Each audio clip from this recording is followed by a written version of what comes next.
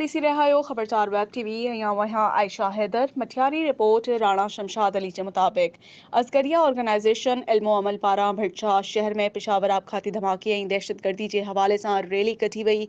ही रैली जेका अल्लाह जे नाले खां वठी तंबूरा चौक ते इख्तिताम थी। उन मौके ते अगवाणनि खिताब कंदे चयो इस्लामी रियासत है। इन इस्लामी रियासत में मुझो इन हुक्मरानन खां सवाल है। इन इस्लामी रियासत मदीना ठाहिण ते चाहियां मैं। अज ॾिसो न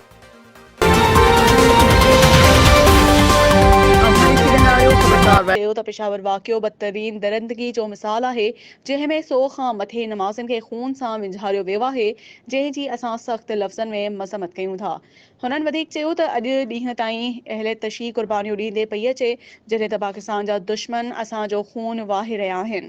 हुननि मुतालबो कयो त पेशावर वाक़िए में मुलविस अंसरनि ख़िलाफ़ फौरी तौर कार्रवाई करे दहशतगर्दनि ऐं उन्हनि जे सहूलियतकारनि खे सज़ा ॾिनी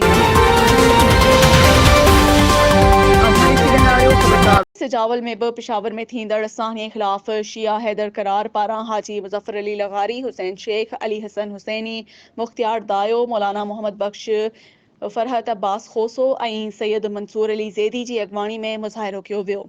शिया हैदर करार जाती पारां पेशावर वाक़े ख़िलाफ़ इमाम बारगाह शिया इसना अशरी जाती मां पेशावर जे शहीदनि सां इज़हार यकजहती लाइ एहतजाजी रैली कढी धरणो हयो वियो, जॾहिं त अली अकबर कुंभार, अली अहमद शाह, गुलाम कादिर लोहार ऐं ॿियनि चयो त बेगुनाह शिया कम्यूनिटी जो रत वाहिण बंदि करे पेशावर सान्हीअ में मुलविस किरदारनि खे सख़्त सज़ा ॾिनी वञे त जीअं आइंदा बेगुनाह मासूम दहशतगर्दी जो शिकार थियण खां बची सघनि।